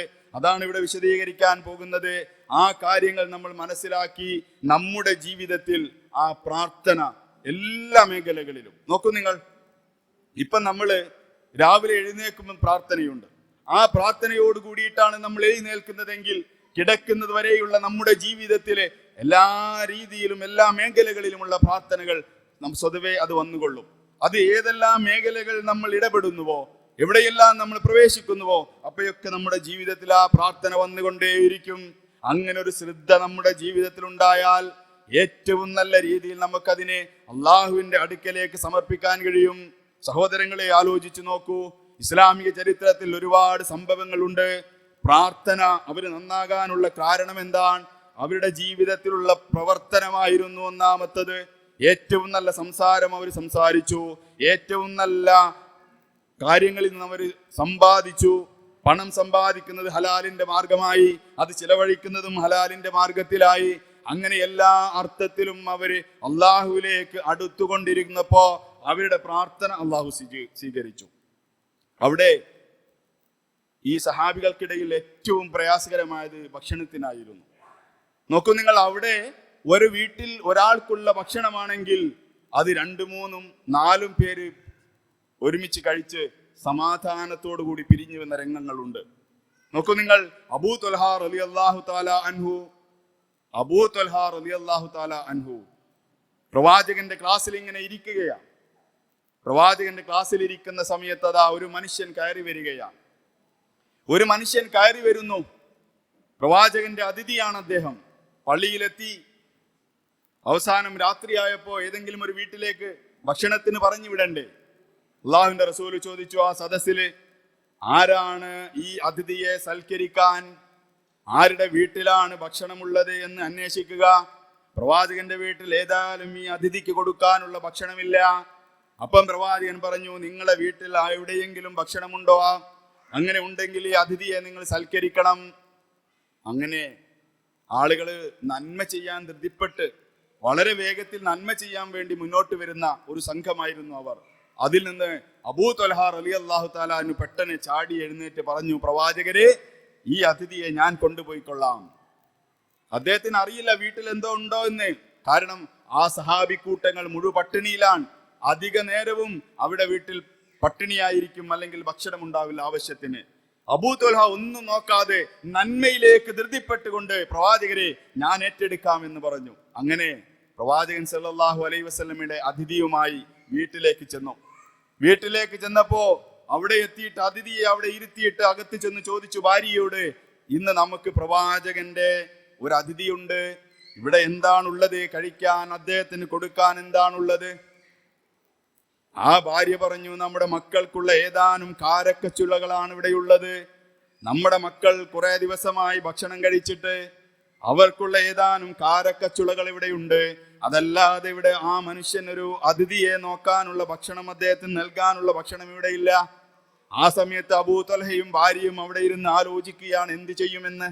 ഇനി എങ്ങനെയാണ് ഇദ്ദേഹത്തിന് നമ്മൾ സൽക്കരിക്കുക എന്ന് ആലോചിക്കുമ്പോ ഭാര്യ പറഞ്ഞു കൊടുക്കുകയാണ് ഭർത്താവിനോട്, ഞാൻ ഈ പൊന്നുമക്കളെ എങ്ങനെയെങ്കിലും ഉറക്കാം, അവരെ ഞാൻ എങ്ങനെയും ഉറക്കാം, എന്നിട്ട് അവിടെയുള്ള ആ കാരൊക്കെ എടുത്ത് ഈ ഗസ്റ്റിന് കൊടുക്കാം, ഈ അതിഥിക്ക് കൊടുക്കാം എന്ന് പറഞ്ഞു. അങ്ങനെ ഭർത്താവും ഇതാ ആ അബൂ ത്വൽഹയും ആ അതിഥിയും കൂടി അവിടെ ഇങ്ങനെ വർത്തമാനം പറഞ്ഞിരിക്കുന്ന സമയത്ത് ആ ഭാര്യ മക്കളെ ഉറക്കി, അവിടെയുള്ള മക്കളെ ഉറക്കി. എന്നിട്ടതാ അവിടെ ഉണ്ടായിരുന്ന ഏതാനും കാരക്കച്ചുളകൾ ഒരു പാത്രത്തിൽ കൊണ്ടുവന്ന് ഈ അതിഥിയുടെയും ഭർത്താവിന്റെയും മുന്നിൽ വെച്ചോ. ആ കുണ്ട വെച്ച പാടെ തന്നെ അതാ ആ മനുഷ്യൻ അബൂ ത്വൽഹ ചെയ്യുന്നത് എന്തെന്നറിയുമോ? ആ ഭക്ഷണം, ആ കാരക്കച്ചുളകൾ അവിടെ എത്തിയ ഉടനെ തന്നെ അതാ അബൂ ത്വൽഹ അവിടെ ഉണ്ടായിരുന്ന വിളക്കണക്കുകയാണ്. വിളക്കങ്ങ് ഓഫ് ചെയ്തു സഹോദരങ്ങളെ. എന്നിട്ടതാ ഈ സഹോദരന്റെ അടുത്തേക്ക് ആ പാത്രം വെച്ച് നീട്ടുകയാണ്. കഴിക്കണം എന്ന് പറഞ്ഞുകൊണ്ട് അതിൽ നിന്ന് കൈ കഴിക്കുന്നത് പോലെ കൈ കൊണ്ട് ആംഗ്യം കാണിക്കുന്ന അബൂ ത്വൽഹ അതിലുള്ള ഏതാനും കാരക്കച്ചുളകൾ ഈ മനുഷ്യന് കഴിക്കാൻ കൊടുക്കുകയും ചെയ്യുന്നു. അദ്ദേഹം അതിൽ നിന്ന് കഴിക്കാതെ ഈ അതിഥിയെ കഴിപ്പിച്ചു കൊണ്ടിരിക്കുന്നു. അങ്ങനെ ആ ഭക്ഷണം, അല്ലെങ്കിൽ ആ കാരക്ക മുഴുവനും ആ അതിഥി കഴിച്ചു. ഏതാനും കാരക്കയുള്ളൂ. അത് മുഴുവനും ആ അതിഥി കഴിച്ചതിന് ശേഷം അദ്ദേഹം വിളക്ക് കത്തിച്ചു. പാത്രം കൊടുത്തതിന് ശേഷം അദ്ദേഹത്തെ അവിടെ കിടത്തി. അഥവാ രാത്രിയാണ്, ഇശാ കഴിഞ്ഞു. പിറ്റേന്നതാ സുബഹി നമസ്കാരത്തിന് വാങ്ങി വിളിച്ചപ്പോ അള്ളാഹുവിന്റെ റസൂലിന്റെ അടുക്കലേക്ക് അബൂ ത്വൽഹ റളിയല്ലാഹു തആലയും ഈ അതിഥിയും കടന്നു ചെല്ലുകയാണ്. അങ്ങനെ കടന്നു ചെല്ലുന്ന സമയത്തതാ അള്ളാഹുവിന്റെ റസൂലിന് ഈ വാർത്ത ലഭ്യമാകുകയാണ്. അള്ളാഹു ആ വാർത്ത അറിയിച്ചു കൊടുക്കുകയാണ്.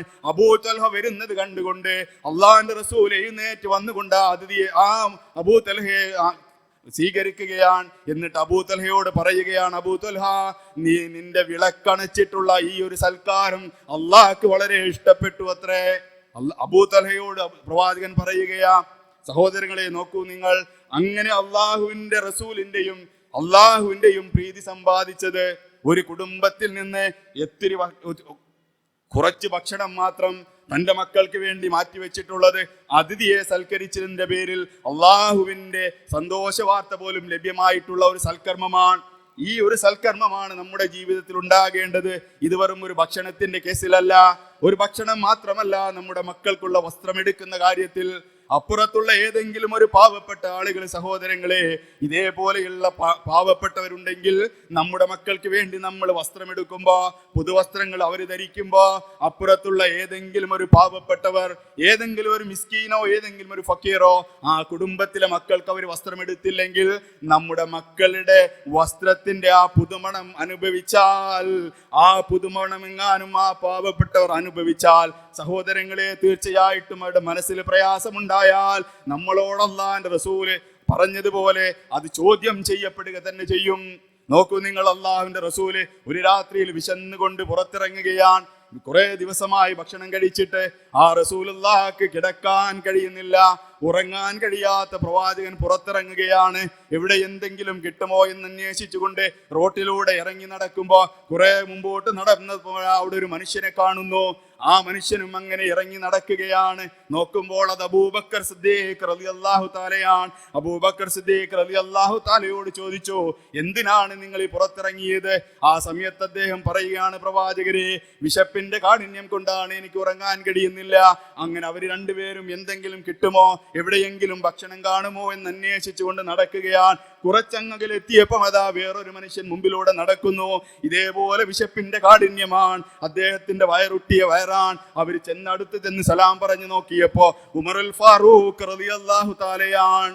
ഉമറുൽ ഫാറൂഖിനോട് ചോദിച്ചപ്പം ഇതേ അവസ്ഥയാണ്. ഉറങ്ങാൻ കഴിയാത്തത് ഭക്ഷണം കഴിക്കാത്തത് കൊണ്ടാണ്. പ്രവാചകൻ സല്ലല്ലാഹു അലൈഹി വസല്ലമയുടെ അനുയായികളാണിത്. പ്രവാചകൻ സല്ലല്ലാഹു അലൈഹി വസല്ലമ പറഞ്ഞു, നമുക്ക് നോക്കാം, പരിശ്രമിക്കാം. അങ്ങനെ കടന്നു ചെന്ന് അവിടെ അത്യാവശ്യം പണമുള്ള ഒരു സഹാബിയുടെ അടുത്തേക്ക് കയറി ചെന്നു. സലാം പറഞ്ഞുകൊണ്ട് വന്നു. ആ വന്ന പാടെ തന്നെ അവർക്ക് സന്തോഷമായി. അള്ളാഹുവിന്റെ റസൂൽ ഒരു വീട്ടിലേക്ക് കടന്നു വരുന്നത് അവർക്ക് വല്ലാത്ത ആനന്ദമാണ്. അവരവിടെയുള്ള മുഴുവൻ കാര്യങ്ങളും എടുത്ത് അള്ളാഹിന്റെ റസൂലിന് മുമ്പിൽ സമർപ്പിക്കുകയാണ്. അവിടെ ഉണ്ടായിരുന്ന ഏറ്റവും നല്ല പലഹാരങ്ങളോ ഏറ്റവും നല്ല ഭക്ഷണങ്ങളോ ഏതാണോ അവിടെയുള്ളത്, അത് ആ റസൂലിന്റെ മുമ്പിലേക്ക് അവർ കൊണ്ടുവെക്കുകയാണ്. അങ്ങനെ അവിടെ നിരത്തി വെച്ചിരിക്കുന്നു. ആ പണക്കാരന്റെ വീട്ടിലുള്ള ഭക്ഷണം പ്രവാചകന്റെയും ഈ 3 പേരുടെ മുമ്പിൽ നിരത്തി വെച്ചിരിക്കുന്നു. അങ്ങനെ അവർ കഴിക്കാൻ വേണ്ടി, ആർത്തിയോടുകൂടി കഴിക്കാൻ വേണ്ടി പോകുന്ന സമയത്ത്, സഹോദരങ്ങളെ ആലോചിച്ചു നോക്കൂ, അവർ ആർത്തിയോടുകൂടി കഴിക്കാൻ നോക്കുന്ന സമയത്ത് അള്ളാഹുവിന്റെ റസൂൽ പറയാൻ, ശ്രദ്ധിക്കണേ, നിങ്ങൾ ഇത് കഴിക്കുമ്പോൾ നിങ്ങൾ ആലോചിക്കണേ, ഇതിനേക്കാൾ എത്രയോ ദിവസം ഭക്ഷണം കഴിക്കാത്ത ആളുകള് അപ്പുറത്തുണ്ട്. അതുകൊണ്ട് നിങ്ങൾ ശ്രദ്ധിക്കണേ. ഈ അനുഗ്രഹത്തെ പോലും അള്ളാഹു ചോദ്യം ചെയ്യപ്പെടും. നിങ്ങൾക്ക് ലഭിച്ചിട്ടുള്ള ഈ ഭക്ഷണമുണ്ടല്ലോ, ഈ ഭക്ഷണത്തെ പോലും നമ്മളോട് ചോദ്യം ചെയ്യപ്പെടും. നാളെ നമ്മൾക്ക് ലഭിച്ചിട്ടുള്ള അനുഗ്രഹത്തെ ചോദ്യം ചെയ്യപ്പെടുമെന്ന് പറഞ്ഞ് അവിടെ ആ അനുഗ്രഹത്തെ കുറിച്ച് ഓർമ്മപ്പെടുത്തുകയാണ്. ആ അനുഗ്രഹത്തെ കുറിച്ച് സഹാബികളെ പഠിപ്പിക്കുകയാണ്. നേരത്തിന് ഭക്ഷണം പോലും കഴിക്കാത്ത ആ ചെറുസംഘത്തെ അള്ളാഹുവിന്റെ റസൂല് ഇത്ര ലഭിച്ച ഈ ചെറിയ ഒരു അനുഗ്രഹം, അഥവാ ഇത്രയും ദിവസം ഭക്ഷണം കഴിക്കാത്തപ്പോ നമുക്ക് ലഭിച്ച ഈ ഭക്ഷണത്തിന്റെ, ഈ ലഭിച്ച അനുഗ്രഹത്തിന് പോലും സമാധാനം പറയേണ്ടി വരുമെന്ന് അള്ളാഹുവിന്റെ റസൂൽ അവരെ പഠിപ്പിക്കുന്നുവെങ്കിൽ, സഹോദരങ്ങളെ ആലോചിച്ചു നോക്കൂ, ഞാനും നിങ്ങളുമൊക്കെ എത്രയെത്ര അനുഗ്രഹത്തിലാണ് ഇപ്പൊ ജീവിക്കുന്നത്. നമ്മളൊക്കെ എത്രയെത്ര അനുഗ്രഹമാണ് ഇപ്പൊ ആസ്വദിക്കുന്നത്. ഈ അനുഗ്രഹത്തിന് നന്ദി പറയാൻ, റബ്ബിനോടൊന്ന് ശുക്ർ ചെയ്യാൻ, ആ റബ്ബിനോടൊന്ന് നമ്മൾ ആത്മാർത്ഥമായി ഖേദിച്ചു മടങ്ങാൻ ഈ അനുഗ്രഹം നമുക്ക് കാരണമാകുന്നുണ്ടോ എന്ന് പരിശോധിക്കണം. പരിശുദ്ധ റമദാൻ കടന്നു വന്നിട്ട് അനുഗ്രഹങ്ങൾക്ക് നന്ദി പറയാതെ നമ്മൾ ജീവിക്കുകയാണോ? സഹോദരങ്ങളെ ആലോചിച്ചു നോക്കൂ, നമ്മുടെ ജീവിതത്തില് ഏത് ചെറിയ കാര്യത്തിനും നമ്മൾ നന്ദി അള്ളാഹുവിനോട് പ്രകടിപ്പിക്കേണ്ടവരല്ലേ? നമ്മൾ ഇവിടെ വന്നിരിക്കുന്നു, ഇതിൽ എത്ര പേർക്ക് രോഗമുണ്ടെന്ന് നമുക്കറിയുമോ? മാരകമായ രോഗമുള്ള കഷ്ടപ്പെടുന്ന ആളുകളില്ലേ? അവർ അള്ളാഹുവിന്റെ പ്രീതി കാംക്ഷിച്ചുകൊണ്ടല്ലേ വന്നിട്ടുള്ളത്. നമ്മുടെ അയൽപക്കത്തും നമ്മുടെ സുഹൃത്തുക്കളിലും നമ്മുടെ കുടുംബത്തിലുമുള്ള എത്ര ആളുകൾ ഹോസ്പിറ്റലിലാണ്. അവർക്ക് ഈ സംസാരം കേൾക്കുവാനോ ഈ അള്ളാഹുവിന്റെ മാലാഖമാർ നമുക്ക് വേണ്ടി ഇസ്തിഗ്ഫാർ നടത്തുന്നതിൽ പങ്കുകൊള്ളുവാനോ കഴിയാതെ പോകുന്നത് എന്തുകൊണ്ടാണ്? റബ്ബിന്റെ അനുഗ്രഹം നമുക്ക് ലഭിച്ചത് കൊണ്ടാണ്. നമുക്ക് നല്ല ആരോഗ്യമില്ലേ? ആരോഗ്യമില്ലാത്ത എത്ര പേരാണ് കിടക്കുന്നത് അപ്പുറത്ത്. നടക്കാൻ കഴിയാത്തവരില്ലേ? അതേപോലെ ഭക്ഷണം കഴിക്കാൻ കഴിയാത്തവരില്ലേ? സാധിക്കാത്തവരില്ലേ? ഹോസ്പിറ്റലിൽ ഇപ്പോഴും നമ്മുടെ സുഹൃത്ത് പറഞ്ഞതുപോലെ അദ്ദേഹത്തിന്റെ കുടുംബക്കാരൻ രോഗത്തിനടിമയായി അല്ലെങ്കിൽ രോഗത്തിന് പ്രയാസപ്പെടുന്ന, ഇപ്പോഴും ഹോസ്പിറ്റലിൽ ICUവിൽ കിടക്കുന്ന നൗഷാദിന്റെ കുടുംബക്കാരൻ നമ്മളറിയില്ലേ, നമ്മുടെ സുഹൃത്തുക്കളാണ്, അവർക്കൊക്കെ എന്താണ് സംഭവിച്ചത്? അള്ളാഹുവിന്റെ എല്ലാ അനുഗ്രഹവും ഉണ്ട്, പക്ഷേ ഈ അനുഗ്രഹത്തിലേക്ക് വരാൻ സാധിക്കാത്തത് റബ്ബിന്റെ ഒരു അനുഗ്രഹമാണ്. സഹോദരങ്ങളെ, ഇവിടെ വരാതിരിക്കാനുമുള്ളത് അള്ളാഹു പരീക്ഷിക്കുകയാണെന്നതല്ല, ആ പരീക്ഷണങ്ങളെ എങ്ങനെ തരണം ചെയ്യാൻ സാധിക്കുമെന്നത് നമ്മുടെ ജീവിതത്തിൽ നിന്ന് നാം പഠിക്കണം. ഇത്രമാനം മാരകമായ രോഗങ്ങൾ കടന്നു വരും, നമ്മുടെ ജീവിതത്തിലൊക്കെ അത് കടന്നു വരും. പക്ഷേ ഇപ്പോൾ തന്നെ ഈ ചെറുപ്രായത്തിൽ അല്ലെങ്കിൽ ഈ സമയത്ത് തന്നെ റബ്ബിലേക്ക് നമ്മൾ ഖേദിച്ചു മടങ്ങിയാൽ, റബ്ബിനോട് പ്രാർത്ഥിച്ചാൽ, ആഫിയത്തിന് വേണ്ടി പ്രാർത്ഥിച്ചാൽ, ആ പ്രാർത്ഥന റബ്ബ് കേട്ടാൽ തീർച്ചയായിട്ടും നമുക്ക് ഇങ്ങനെ ഒരു അവസ്ഥ ഉണ്ടാവില്ല. അത്തരത്തിലുള്ള മാരകമായ രോഗങ്ങളിൽ നിന്ന് അള്ളാഹു നമ്മെ എല്ലാവരെയും രക്ഷപ്പെടുത്തുമാറാവട്ടെ. പ്രയാസം അനുഭവിക്കുന്ന ആളുകൾക്ക് അള്ളാഹു എത്രയും പെട്ടെന്ന് ശിഫ നൽകുമാറാവട്ടെ. രോഗത്തിന് വേണ്ടി നമ്മൾ പ്രാർത്ഥിക്കണം. മറ്റുള്ളവരുടെ രോഗം അറിഞ്ഞാൽ നമ്മൾ പ്രാർത്ഥിക്കണം അവർക്ക് വേണ്ടി. നോക്കൂ നിങ്ങൾ, ഇപ്പം നമ്മൾ വിശപ്പിന്റെ കാഠിന്യം അറിയുന്നുണ്ട്, നോമ്പെടുത്തതിന്റെ പേരിൽ വിശപ്പിന്റെ കാഠിന്യം അറിയുന്നുണ്ട്. ഫലസ്തീനിലേക്കൊന്ന് നോക്കൂ സഹോദരങ്ങളെ, നോമ്പെടുത്ത നമ്മളാണിപ്പോ രാവിലെയും അതേപോലെ അത്താഴത്തിനും ഭക്ഷണം കഴിക്കുന്നുണ്ട്, അത്താഴത്തിനും നോമ്പ് തുറക്കും നമ്മൾ ഭക്ഷണം കഴിക്കുന്നുണ്ട്, വയറ് നിറച്ച് കഴിക്കുന്നുണ്ട്, 2 നേരമാണെങ്കിലും നമ്മൾ പരമാവധി കഴിച്ചുമോ? എന്നാൽ ഫലസ്തീനിനെ കുറിച്ച് നമ്മൾ ആലോചിച്ചോ? ഫലസ്തീനിലെ മക്കൾ, ഫലസ്തീനിലെ ഉമ്മമാർ, പ്രായമായവർ ഒരു നേരത്തെ ഭക്ഷണത്തിന് വേണ്ടി അല്ല, മാസങ്ങളായി ഭക്ഷണം കഴിച്ചിട്ട് അവരുടെ ഭക്ഷണം എന്ന് പറയുന്നത് ദിക്റുള്ളയാണ്, അള്ളാഹുവിനെ കുറിച്ചുള്ള ചിന്തയാണ് അവരുടെ ഭക്ഷണം. നോക്കൂ സഹോദരങ്ങളെ, നോമ്പ് തുറക്കുമ്പോൾ കാരക്കയില്ലാത്ത നാടുണ്ട്. ഒരു നോമ്പ് തുറക്ക് വേണ്ടി ഒരു ചോള കാരക്ക പോലും ലഭിക്കാത്ത ഫലസ്തീനിലെ മക്കളുണ്ട്. നമ്മുടെ മക്കളൊക്കെ വന്ന് വാരി തിന്നുന്നത് നമ്മൾ ഓർക്കണം സഹോദരങ്ങളെ.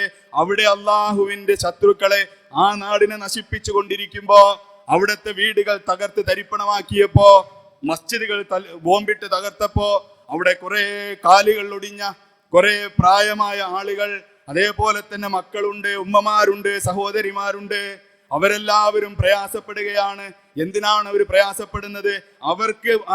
അവർക്ക് ബാധിച്ചിട്ടുള്ള ആ മുറിവൊന്ന് വെച്ചു കെട്ടാൻ, അതൊന്ന് തുന്നിപ്പിടിപ്പിക്കാൻ ഹോസ്പിറ്റലുകളില്ല. രക്തം വാർന്നുകൊണ്ടിരിക്കുന്ന കൈകാലുകൾ, ആ രക്തം വാർന്നുകൊണ്ടിരിക്കുന്ന കൈകാലുകളെ ആ രക്തത്തെ ഒന്ന് പിടിച്ചു നിർത്താനുള്ള ഹോസ്പിറ്റലുകൾ, അതിനുള്ള ഉപകരണങ്ങളില്ല. എന്നിട്ടും അവർ നോമ്പെടുക്കുന്നു സഹോദരങ്ങളെ. എങ്ങനെയാണ് നോമ്പെടുക്കുന്നത്? മാസങ്ങളായി വെള്ളമില്ല, അവർക്ക് കുടിക്കാൻ വെള്ളമില്ല. അവരുടെ വെള്ളത്തിന്റെ എല്ലാ സ്രോതസ്സുകളെയും ബോംബിട്ട് തകർക്കുന്നുണ്ട്. അതേപോലെ തന്നെ ഭക്ഷണത്തിന് അങ്ങോട്ട് ഗസയിലേക്ക് വന്നുകൊണ്ടിരിക്കുന്ന എല്ലാ ഭക്ഷണ സാമഗ്രികളെയും അല്ലെങ്കിൽ വാഹനങ്ങളെയും അവർ തടഞ്ഞു വെച്ചിരിക്കുന്നു. അവർക്ക് അങ്ങോട്ട് ഭക്ഷണം എത്തിക്കുന്നില്ല. എന്നിട്ട് ഈ ആളുകൾ നോമ്പെടുക്കുന്ന രംഗമൊന്ന് പരിശോധിച്ച് നോക്കൂ. അവര് നിയ്യത്ത് വെക്കുന്നു. എങ്ങനെയാണ് നിയ്യത്ത് വെക്കുന്നത്? നമ്മൾ നിയ്യത്ത് വെക്കുന്നത് പോലെയാണ്. പക്ഷേ നമ്മൾ നിയ്യത്ത് വെച്ചതിന് ശേഷമോ അതിന്റെ മുമ്പോ നമ്മൾ വയറ് നിറച്ച് ഉണ്ണാറുണ്ട്, തിന്നാറുണ്ട്. അവർക്ക് അങ്ങനെ ഒരു ഭക്ഷണമില്ല. നോമ്പ് നിയ്യത്ത്, ഭക്ഷണമില്ലാത്ത നിയ്യത്താണ് അവരുടേത്. അതേപോലെ തന്നെ സഹോദരങ്ങളെ, അവരുടെ നോമ്പ് തുറ, അവരെങ്ങനെയാണ് നോമ്പ് തുറക്കുന്നത്? അവർക്ക് വെള്ളമില്ല, അവർക്ക് കാരക്കച്ചുളകളില്ല. നേരെ മറിച്ച് ബോംബിന്റെയും അതേപോലെ തന്നെ അവിടെ നേരെ വരുന്ന മാരകമായ വിഷത്തിന്റെയും ആ ഭയപ്പാടിൽ അവർ നോമ്പ് തുറക്കുകയും നോമ്പ് പിടിക്കുകയും ചെയ്യുന്നുണ്ടെങ്കിൽ, ഒരു കാരക്ക പോലും കഴിക്കാതെ നോമ്പ് തുറക്കുന്ന ആളുകൾ, സമാധാനം നമ്മളാണോ പറയേണ്ടത്? അവരാണോ? അള്ളാഹുവിന്റെ റസൂലും സഹാബികളും ഈ ഒരു പാത്രം മുമ്പിൽ വന്നപ്പോ നിങ്ങൾ അള്ളാഹുവിന്റെ അനുഗ്രഹത്തെ കുറിച്ച് ചോദിക്കണേ, ചിന്തിക്കണേ എന്ന് പറഞ്ഞ റസൂൽ നമ്മുടെ മുമ്പിൽ വരുന്ന പാത്രങ്ങളിൽ വന്നുകൊണ്ടിരിക്കുന്ന ഭക്ഷണത്തെ നമ്മുടെ മുമ്പിൽ വെക്കുമ്പോൾ നമ്മൾ ആ കുഞ്ഞുങ്ങളെ ഓർക്കാറുണ്ടോ? സഹോദരങ്ങളെ, വല്ലാത്ത പ്രയാസമല്ലേ അത്? അങ്ങനെയുള്ള ഒരു അവസ്ഥയിലേക്ക് നമ്മൾ കടന്നെത്താതിരിക്കാൻ നമ്മൾ നിരന്തരം പ്രാർത്ഥിച്ചു കൊണ്ടിരിക്കണം. അങ്ങനെ പ്രാർത്ഥിക്കുന്ന സമയത്ത് അള്ളാഹു നമ്മെയും നമ്മോട് ചുറ്റുമുള്ള ആളുകളെയും നാമുമായി ബന്ധപ്പെട്ട മുഴുവൻ ആളുകളെയും അള്ളാഹു സംരക്ഷിക്കുക തന്നെ ചെയ്യും. അപ്പോ പ്രാർത്ഥന എന്നതും അവർക്ക് വേണ്ടി പ്രാർത്ഥിക്കാൻ നമുക്ക് സാധിക്കണം. അത്തരം ആളുകളിൽ അവരുടെ ശത്രുക്കളെ പരാജയപ്പെടുത്താനുള്ള പ്രാർത്ഥന. നമ്മൾ നമ്മുടെ കാര്യങ്ങൾ നിരന്തരം പറഞ്ഞുകൊണ്ടിരുന്നാലും അതിനോടൊപ്പം ഇത്തരം അവസ്ഥകൾ നമ്മൾ മനസ്സിലാക്കി അവർക്ക് വേണ്ടുകൂടി നമ്മൾ പഠിക്കണം, പ്രാർത്ഥിക്കണം എന്ന് സൂചിപ്പിക്കുകയാണ് സഹോദരങ്ങളെ. അതുകൊണ്ട് പ്രാർത്ഥനയുടെയും അതേപോലെ തന്നെ വ്രതത്തിന്റെയും ക്ഷമയുടെയും മാസമാണ് ഈ മാസം. ഈ മാസത്തെ പരിപൂർണ അർത്ഥത്തിൽ ഉൾക്കൊള്ളുവാനും ഈ മാസത്തെ പരിപൂർണമായ അതിൻ്റെ ഏറ്റവും നല്ല രീതിയിൽ ഉപയോഗപ്പെടുത്തുവാനും നമുക്ക് സാധിക്കണം. ഇതൊക്കെ ഞാനും നിങ്ങളും ഏത് സമയത്തും ഏത് അവസ്ഥയിലും നമുക്ക് പ്രയാസകരമായ അവസ്ഥയിലേക്ക് എത്തിപ്പെടും. അതിൻ്റെ മുമ്പ് നന്മകൾ ചെയ്യുകയും മറ്റുള്ളവർക്ക് പ്രാർത്ഥിക്കുകയും ചെയ്താൽ സഹോദരങ്ങളെ, തീർച്ചയായിട്ടും നമ്മൾ ഇത്തരത്തിലൊരു അവസ്ഥയിലെത്തുമ്പോൾ നമുക്ക് വേണ്ടി പ്രാർത്ഥിക്കാൻ ആളുകൾ ഉണ്ടാകും. നോക്കൂ നിങ്ങൾ, നമ്മൾ ഇത്തരം വേദികളിലൊന്നും പങ്കെടുക്കുന്നില്ലെങ്കിൽ, നമ്മൾ നമ്മുടെ വീട്ടിൽ നമ്മുടെ മറ്റു കാര്യങ്ങളുമായി ചിലവഴിക്കുകയാണെങ്കിൽ, സഹോദരങ്ങളെ ആലോചിച്ചിട്ടുണ്ടോ നമുക്ക് വേണ്ടി പ്രാർത്ഥിക്കുന്ന ഇതേപോലെയുള്ള ഒരു സംഘമുണ്ടാകുമോ? നമ്മൾ ഇത്തരം കാര്യങ്ങളിൽ പങ്കെടുക്കുകയും ഇതുമായി വിശുദ്ധ ഖുർആനുമായി ബന്ധപ്പെട്ടുള്ള ചർച്ചകളിൽ പങ്കെടുക്കുകയും ക്ലാസ്സിൽ പങ്കെടുക്കുകയും ചെയ്യുന്ന സമയത്ത് നമുക്ക് ആളുകൾ പ്രാർത്ഥിക്കാനുണ്ടാകും. മറ്റേത് നമ്മുടെ കുടുംബക്കാർ വന്ന് 1-2 ദിവസം കഴിഞ്ഞാൽ അവർ നമ്മെ മറക്കും, നമ്മൾ അവരെയും മറക്കും. ഇതേപോലെയുള്ള സംഘങ്ങള്, ഇതേപോലെയുള്ള ക്ലാസ്സുകളിൽ പങ്കെടുക്കുന്ന ആളുകള് ഇതേപോലെ ഇൽമ പഠിച്ചുകൊണ്ട് അവർ മറ്റുള്ളവർക്ക് വേണ്ടി പ്രാർത്ഥിച്ചു കൊണ്ടിരിക്കും. ആ പ്രാർത്ഥനയുടെ ഫലമായിട്ട് സഹോദരങ്ങളെ, അവരുടെയും പ്രയാസങ്ങൾ നീങ്ങും, നമ്മളുടെയും പ്രയാസങ്ങൾ അല്ലാഹ് നീക്കിത്തരും. അത്തരത്തിലുള്ള പ്രാർത്ഥന നമ്മുടെ ജീവിതത്തിലേക്ക് നമ്മൾ കൊണ്ടുവരണം. ഏത് കാര്യങ്ങൾ ചെയ്താലും അല്ലാഹുമ്മ തഖബ്ബൽ മിന്ന എന്ന് പ്രാർത്ഥിക്കണം. നമ്മൾ വാഹനം ഉപയോഗിക്കുന്ന ആളുകളാ. വണ്ടി, നമ്മുടെ വാഹനത്തിന്റെ ബാക്കിൽ ഒരു മനുഷ്യൻ കയറിയാൽ, ഒരു മനുഷ്യനെ നമ്മൾ വാഹനത്തിന് പിന്നിൽ കയറ്റി നമ്മൾ പോകുന്ന വഴിക്ക് അവിടെ ഇറക്കിയാൽ,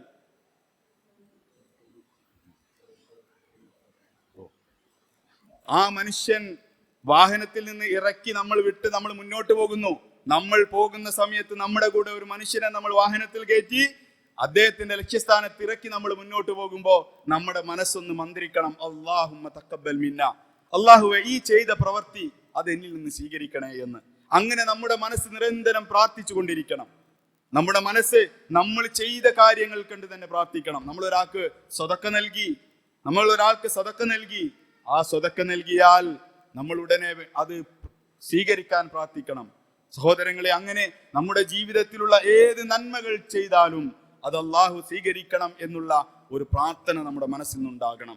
അതുകൊണ്ട് നമ്മുടെ ജീവിതത്തിലേക്ക് കടന്നു വരുന്ന ഇത്തരം സന്ദർഭങ്ങളെ നാം ഉപയോഗപ്പെടുത്തണം. അതോടൊപ്പം ഇവിടെ ഇപ്പോൾ നിങ്ങളെ സമീപിക്കുന്നത് ഞങ്ങൾക്കറിയാം, ഇത് നമ്മൾ സംഘടിപ്പിക്കുന്നതാണ്, നമ്മൾ ഓരോരുത്തരും സംഘടിപ്പിക്കുന്നതാണിത്. ഇതിന് വേറെ എവിടെ നിന്നും ഒരു സഹായവുമില്ല. നിങ്ങളുടെ പ്രാർത്ഥനയും നിങ്ങളുടെ സാന്നിധ്യവും നിങ്ങളുടെ സാമ്പത്തിക സ്രോതസ്സും മാത്രമാണ് എന്ന് ഓർമ്മിക്കുക. പരമാവധി വർഷങ്ങളായി വിശുദ്ധ ഖുർആൻ ഇവിടെ പഠിപ്പിക്കാൻ നിങ്ങളുടെ സഹായം കൊണ്ട് മാത്രമാണ്. പരിശുദ്ധമായ റമദാൻ മാസത്തിലും നിങ്ങൾ അകമഴിഞ്ഞ് ഇതിലേക്ക് സഹായങ്ങൾ നൽകണം എന്ന് സൂചിപ്പിക്കുകയാണ്. അതനുസരിച്ചും അതിന് പ്രയാസമുള്ള ആളുകൾ ഇതിന്റെ സാന്നിധ്യത്തിൽ ഇവിടെ വന്ന് ഇരുന്നു കൊണ്ട് വിശുദ്ധ ഖുർആൻ പഠിക്കുകയെങ്കിലും വേണം എന്ന് കൂടി സൂചിപ്പിക്കുകയാണ്. അങ്ങനെ നമ്മുടെ ജീവിതത്തിലെ എല്ലാ മേഖലകളിലും നമ്മൾ ഇടപെടണം. സമ്പത്ത് ചിലവഴിക്കുന്ന കാര്യത്തിലും സമ്പാദ്യമുണ്ടാക്കുന്ന കാര്യത്തിലും ഏതെല്ലാം മേഖലകളിൽ ഈ വിശുദ്ധ ഖുർആൻ നമ്മോട് പറഞ്ഞിട്ടുണ്ടോ? സഹോദരങ്ങൾ, നമ്മൾ ആലോചിച്ചിട്ടുണ്ടോ? ഖുർആൻ ഇങ്ങനെ പഠിക്കുമ്പോൾ നമ്മൾ ആലോചിക്കുക, 1000-ലധികം കൽപ്പനകൾ നമ്മോടുണ്ട്. 1000-ലധികം കൽപ്പനകൾ നമ്മോട് ഖുർആൻ പറയുന്നു. നമുക്ക് എത്ര കാര്യങ്ങൾ അറിയാം? ആ ഖുർആൻ ഇങ്ങനെ വായിക്കുമ്പോൾ 1000-ലധികം കൽപ്പനകൾ നമ്മോട് പറയുന്നുണ്ട്. നീ ഇസ്രാഫ് കാണിക്കരുത്, ധൂർത്ത് കാണിക്കരുത്, നീ വഞ്ചന നടത്തരുത്. അങ്ങനെ ഓരോ കാര്യങ്ങളും നമ്മുടെ ഖുർആൻ നമ്മോട് പറയുമ്പോൾ അത് പഠിക്കുവാനും അത് ജീവിതത്തിൽ പകർത്തുവാനും ഇത്തരം സദസ്സുകളാണ് നമുക്കുള്ളത്. അതുകൊണ്ട് പരമാവധി എല്ലാ അർത്ഥത്തിലുമുള്ള സഹായങ്ങൾ നിങ്ങൾ അതിന് നൽകണം എന്ന് സൂചിപ്പിക്കുകയാണ്. അങ്ങനെ എല്ലാ രീതിയിലുമുള്ള ജീവിതത്തിന്റെ മേഖലകളിൽ, നിഖിലമായ മേഖലകളിൽ നമ്മൾ ഈ പരിശുദ്ധമായ റമദാൻ മാസത്തിൽ പരമാവധി അതിനെ ഉപയോഗപ്പെടുത്തണം എന്ന് സൂചിപ്പിക്കുകയാണ്. സഹോദരങ്ങളെ, നമ്മുടെ ജീവിതത്തിലൊക്കെ നമ്മൾ മറന്നു പോകുന്നത് പരസ്പര സ്നേഹവും പരസ്പര സഹായവുമാണ്. ആ പരസ്പര സഹായത്തിലൂടെ സ്നേഹമുണ്ടാക്കിയെടുക്കുവാൻ നമുക്ക് സാധിക്കണം. ഇന്ന് നമ്മുടെ ചുറ്റുഭാഗത്തുമുള്ള ആളുകളെ എടുത്ത് പരിശോധിക്കുമ്പോൾ നമ്മുടെ ജീവിതത്തിൽ നമ്മൾ അനുഭവിക്കുന്ന ഈ ഒരു നന്മയുണ്ടല്ലോ, അത് അവർക്ക് കൂടി പകുത്തു കൊടുക്കാൻ നമുക്ക് സാധിക്കണം. അങ്ങനെ ഒരുപാട് ആളുകൾ ഇവിടെ നമ്മുടെ ചുറ്റുവട്ടത്ത് ഉണ്ട് എന്നതും നമ്മൾ മറന്നു പോകരുത്. ഓരോ അർത്ഥത്തിലും ഓരോ സംഗതിയിലും സഹോദരങ്ങളെ നമുക്ക് നന്മകൾ വർദ്ധിപ്പിക്കുവാനുള്ള ഇടമാണ് അള്ളാഹു നൽകിയിട്ടുള്ളത്. ഈ നന്മകളെല്ലാം വർദ്ധിപ്പിച്ച് റബ്ബിന്റെ അടുക്കലേക്ക് കടന്നു ചെല്ലാൻ നമുക്ക് സാധ്യമാകുക എന്നതാണ്. നോക്കൂ നിങ്ങൾ, അള്ളാഹുവിന്റെ റസൂലിന്റെ അനുയായിയാണ്. നമ്മൾ പറഞ്ഞിട്ടുള്ള സംഭവമാണ്. അലി ഇബ്നു അബീ ത്വാലിബ് റളിയല്ലാഹു തആല അൻഹുവിന്റെ ഭാര്യയെ കുറിച്ച് നമുക്കറിയാം. ഫാത്തിമ, അള്ളാഹുവിന്റെ റസൂലിന്റെ പൊന്നുമോളാണ് ഫാത്തിമ റളിയല്ലാഹു തആല അൻഹ. ആ ഫാത്തിമക്ക് ഒരു നല്ല മധുര പലഹാരത്തിന് വല്ലാത്ത കൊതിയാണ്. മധുര പലഹാരം കഴിക്കണം. അതിന് അങ്ങാടിയിൽ കിട്ടുന്ന ആ മധുര പലഹാരം വാങ്ങിക്കാനുള്ള പൈസ ഇല്ല, അവരെടുത്ത് അതിനുള്ള ദീനാനില്ല. അങ്ങനെ ഇവരെന്ത് ചെയ്തു? ഫാത്തിമ റളിയല്ലാഹു തആല അൻഹ അവർക്ക് കിട്ടുന്ന സമ്പാദ്യത്തിൽ നിന്നൊക്കെ ഒരു വിഹിതം അവർ ഈ മധുര പലഹാരം വാങ്ങിക്കാൻ വേണ്ടി ഒരുമിച്ച് വെക്കും, കൂട്ടിവെക്കും. അങ്ങനെ കുറേ ദിവസം കഴിഞ്ഞപ്പോ ഈ മധുര പലഹാരം വാങ്ങിക്കുവാനുള്ള പൈസയായി. ആ സമയത്ത് ഭർത്താവ് അലി റളിയല്ലാഹു തആലയെ വിളിച്ചുകൊണ്ട് പറഞ്ഞു, എനിക്ക് ഇന്ന പലഹാരം വാങ്ങിക്കൊണ്ടുവരണം എന്ന് പറഞ്ഞു. കാശ് കൊടുത്തു. ആ സമ്പാദിച്ച് ഒരുക്കി കൂട്ടി വെച്ചിരിക്കുന്ന ദിർഹമുകൾ എടുത്തു കൊടുത്തു, അലി റളിയല്ലാഹുവിന്റെ കയ്യിൽ കൊടുത്തു. എന്നിട്ട് പറഞ്ഞു, നിങ്ങൾ ഇത് വാങ്ങിക്കൊണ്ടുവരണമെന്ന് പറഞ്ഞു. ആ ഐറ്റത്തിന്റെ പേര് പറഞ്ഞു. ഏറ്റവും മുന്തിയതായിരിക്കാം, അല്ലെങ്കിൽ ഏറ്റവും ഇഷ്ടപ്പെട്ടതായിരിക്കാം. അത് കൊടുത്തു. അങ്ങനെ കൊടുത്ത് തിരിച്ചു അത് വാങ്ങിക്കാൻ പോവാണ് അലി റളിയല്ലാഹു തആല വാങ്ങിക്കാൻ അങ്ങാടിയിലെത്തി അത് വാങ്ങിച്ചു. പ്രിയപ്പെട്ട പത്നി ഭാര്യ വളരെ പിരിശത്തോടുകൂടി പറഞ്ഞത് വാങ്ങിച്ചു കൊണ്ടുവരികയാ. വരുന്ന സമയത്തതാ വീട്ടിലെത്തുന്നതിന്റെ ഏതാനും മൈലുകൾക്ക് ഇപ്പുറമതാ ഒരു യാചകനായ മനുഷ്യൻ അലി റളിയല്ലാഹു തആല അൻഹുവിന്റെ മുമ്പിൽ പെടുകയാണ്. അലി റളിയല്ലാഹു തആല അൻഹുവിന്റെ മുമ്പിൽ പെട്ടു. അലി റളിയല്ലാഹുവിനെ കണ്ടപാടെ തന്നെ അലി റളിയല്ലാഹു അൻഹുവിനെ തടഞ്ഞു നിർത്തിക്കൊണ്ട് ചോദിച്ചു, ഇതാ എന്റെ വയറ് കണ്ടില്ലേ, എന്നെ കണ്ടില്ലേ, ഞാൻ എത്ര ദിവസമായി ഭക്ഷണം കഴിച്ചിട്ട്, ഞാൻ എത്ര ദിവസമായി ആഹാരം കഴിച്ചിട്ട്, വല്ലതും തരണമെന്ന് പറഞ്ഞു.